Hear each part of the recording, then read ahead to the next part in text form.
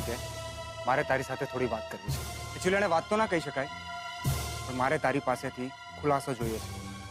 અને હા, આપણો સંબંધ પહેલા. હા, હું તને કંઈ પણ પૂછું પ્લીઝ ખરાબ નહીં લગાડતો. આમ ગોળ ગોળ વાત કરવા કરતા તું મને ડાયરેક્ટ પૂછીશ ને તો ગમશે. ઠીક છે, તો મને એમ કે કિંજલ સાથે જે કંઈ પણ થઈ રહ્યું છે, શું એની પાછળ તું છે?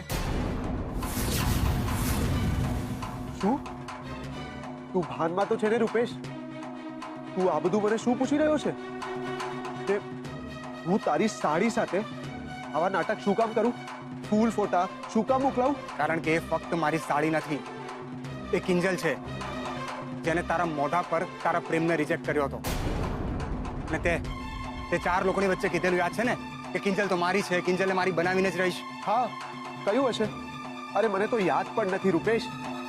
ને હું કઈ ગાંડો થોડો છું કે આવા બધા નાટક કરવા પાછળ મારો ટાઈમ બગાડું. ને મને તો એ નથી સમજાતું કે તારા દિમાગમાં આવો વિચાર આવ્યો પણ કેવી રીતે? કારણ કે મને તારી રૂમમાં તારા કબાટમાંથી આ બોટલ મળી છે જેમાં કાળો રંગ છે. તો એનાથી શું ફરક પડે છે?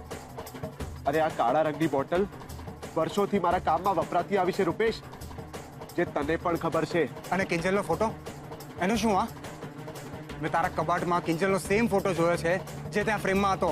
હા હતો, પણ એવું જરૂરી તો નથી ને કે કિંજલનો જે ફોટો મારી પાસે હોય એ બીજા કોઈ પાસે હોય જ ના શકે. અરે આજે નેટ પર સોશિયલ મીડિયાની ડીપી પરથી કોઈ પણ ફોટો ઇઝીલી ડાઉનલોડ કરી શકે છે.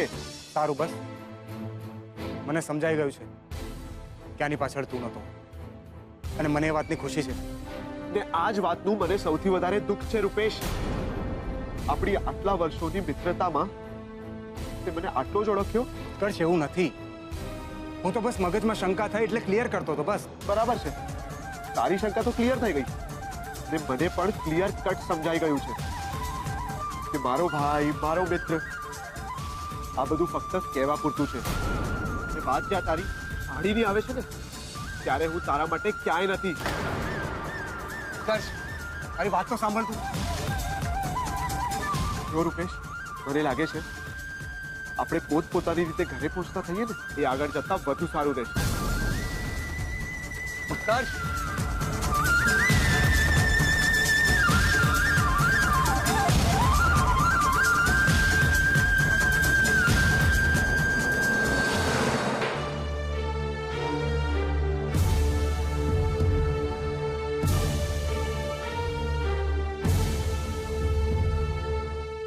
હદ કરી નાખી છે સુશાંતે તો. ઇન્સ્પેક્ટર રાણાનું કહી દેવાનું છું કે આવા માણસોને જેટલી બને એટલી વધારે સજા થાય. એ માત્ર કિંજલનો પ્રશ્ન નથી આ મીરા. સમાજમાં એવી કેટલીય છોકરીઓ છે જે આવા માણસોને કારણે ડરી ડરીને જીવે છે. અરે મને કેટલીક તો આત્મહત્યા કરી નાખી.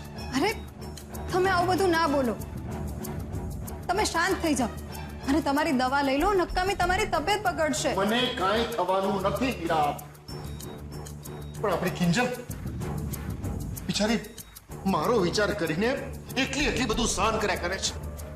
તને ખબર છે એ દિવસે રાત્રે ઘરની બહાર કોઈ ફૂલ મૂકી ગયું હતું અને લેવા માટે બહાર ગઈ ત્યારે સુશાંતે કંઈક કરી નાખ્યો હતો.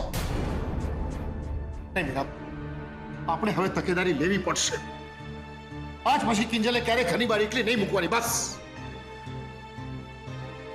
કહી દેજે બીજલ અને સેજલને કે કિંજલ બહાર જાય તો એની સાથે સાથે જ. હા, હું કહી દઈશ, પણ તમે એકવાર દવા તો ખાઈ લો. અરે મને કાંઈ નથી થવાનું, કહું ને તને. હા, આપણી દીકરીના રૂમની બારી છે ને હંમેશા ખુલ્લી હોય છે. બની શકે કદાચ સુશાંત બહારથી સીડી લઈને એ રૂમની અંદર આવી જાય તો. એવું કંઈ નહીં થાય. તમે પેલા શાંત તો થઈ જાઓ અને તમે પેલા દવા લઈ લો. કિંજલને કંઈ થવાનું નથી, પણ સવાર તો પડવા દો. ઇન્સ્પેક્ટર રાણા છે ને, બધું ઠીક થઈ જશે. હું બારી બારણા બંધ કરીને આવું છું, પણ તમે શાંતિથી સૂઈ જજો. હા, સાંભળ, ઘરના બારી બારણા 2 વાર ચેક કરજે. એની કડીઓ, એની સ્ટોપર બરાબર લાગી છે કે નહીં એ પણ જોજે. હા હા, ચલો તમે પેલા સૂઈ જાઓ. તો અરે ચલો, હું તને શું કહું છું સાંભળે છે તું? હા, મેં બધું સાંભળ્યું. તમે શાંતિથી સૂઈ જજો. હો, બિલકુલ ચિંતા ના કરતા, હું બંધ કરીને આવું છું.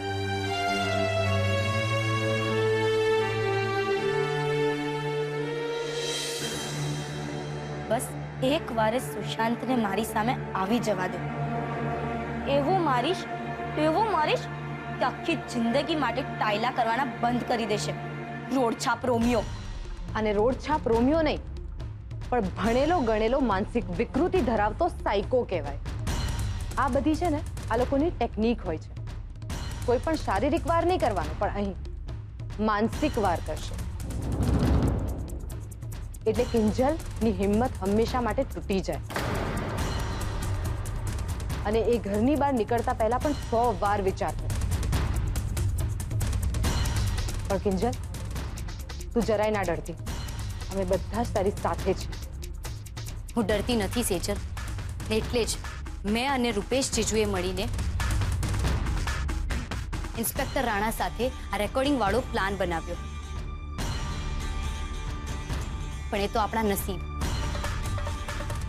કે ફોન સુશાંતનો નહીં, નિત્યાનો આવ્યો.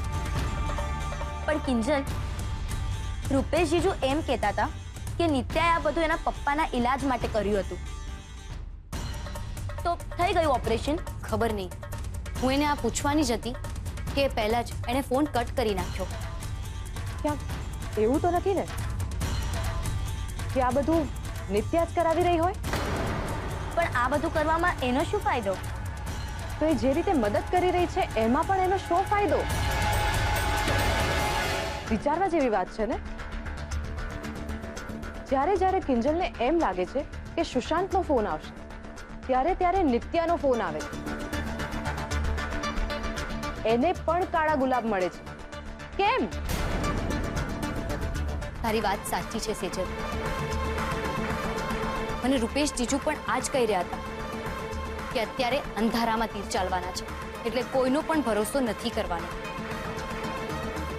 ને બની શકે આ બધું સુશાંત જ કરી રહ્યો હોય. ને કોને ખબર કે કોઈ સુશાંતના નામનો ફાયદો ઉપાડી રહ્યો હોય અને જેનો આપણને અણસાર સુદ્ધા ના, એ જે કોઈ પણ હોય.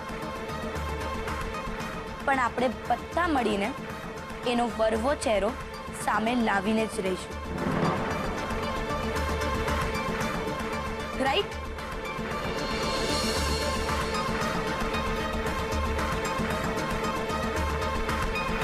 યસ.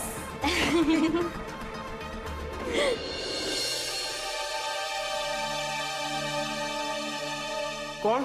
અરે હું છું. શું વાત છે, આજે તને અમારી સામેથી યાદ આવી ને મળવાનું રાખ્યું. જો તમને લોકોને ના ગમ્યું હોય તો હું જતો રહું. અરે ના ના, હોય ગઈ. બોલ, શું લઈશ? સોડામાં કે પાણીમાં? હા, શું વાત છે ઉત્કર્ષ, આજે તારો મૂડ નથી લાગતો. કિંજલને મળીને આવ્યો કે શું? ના યાર, અહીંયા આખી જિંદગી કોઈને માટે ઘસી નાખો અને સામેવાળા આપણી કદર જ ના કરે. ખોટી ખોટી આપણા પર શંકા કરે રાખે તો દુઃખ તો થાય જ ને. એટલે તું કોની વાત કરી રહ્યો છે? સાડીની કે પછી સાડીના જીજાજીની?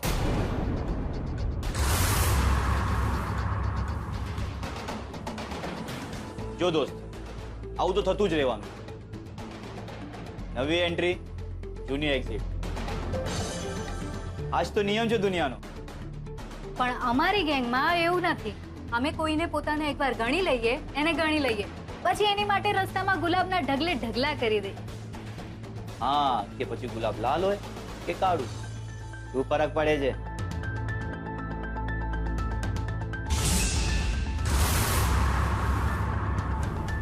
Friends, yes.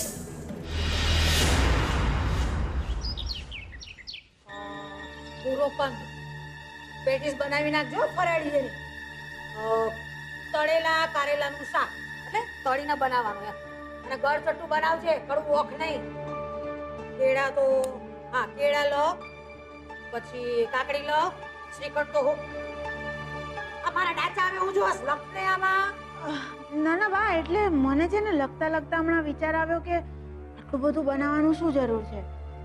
નકામો બગાડ થાય તો અન્ન દેવતાનું અપમાન ના થાય?